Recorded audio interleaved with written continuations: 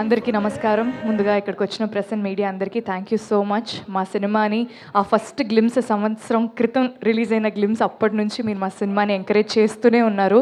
So thank you so much. ఇంకో వారంలో మా సినిమా మీ అందరి ముందు రాబోతుంది. ఖచ్చితంగా మీ ఎంకరేజ్మెంట్ మాకు ఇంకా అవసరం. అండ్ కిరణ్ గారు, wishing you a very very happy birthday. Thank you so much for being an amazing co-star. GP గారు, వన్ స్మాల్ క్వశ్చన్. ఎస్, మీరు ఈ చెన్నై లవ్ స్టోరీ షూట్ చేస్తున్నప్పుడు ఏ సీన్ మీకు చాలా హార్డ్ హిట్టింగ్ అనిపించింది? Entire story is definitely hard hitting అండి. ఒక్క scene అని నేను చెప్పలేను, ఎందుకంటే an amalgamation of all the scenes, అన్ని సీన్స్ కలిస్తేనే it is a very hard hitting film. But especially ఒక్క సీన్ చెప్పాలంటే వదలనే song lead is a very very beautiful sequence. And second హాఫ్లో నాకంటూ ఒక చిన్న ఒక 3-4 minutes నేను ఉంటాను అనమాట.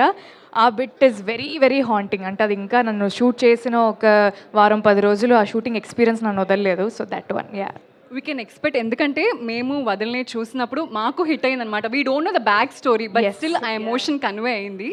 అండ్ సెకండ్ క్వశ్చన్ ఏంటంటే, మీరు చెన్నై లవ్ స్టోరీ ఒప్పుకోవడానికి మెయిన్ రీజన్ ఏంటి? అంటే నాకు ఎందుకు ఒప్పుకోకూడదని ఒక్క రీజన్ కూడా కనపడలేదు. అదే రీజన్, అంతే. అంటే విన్న వెంటనే ఐ వాజ్ లైక్, ఈ సినిమా చెయ్యకపోతే తప్పు అవుతుంది, అంటే ఇంత మంచి అవకాశం వచ్చాక దీన్ని వాడుకోకపోతే తప్పు అవుతుందని నాకు అనిపించింది. అండ్ డెఫినెట్లీ ఈ సినిమా నా కెరియర్లో అయితే ఒక బిగ్గెస్ట్ మైల్ స్టోన్ లాగా ఖచ్చితంగా ఉండబోతుంది. We all wishing you all the very best. Thank you.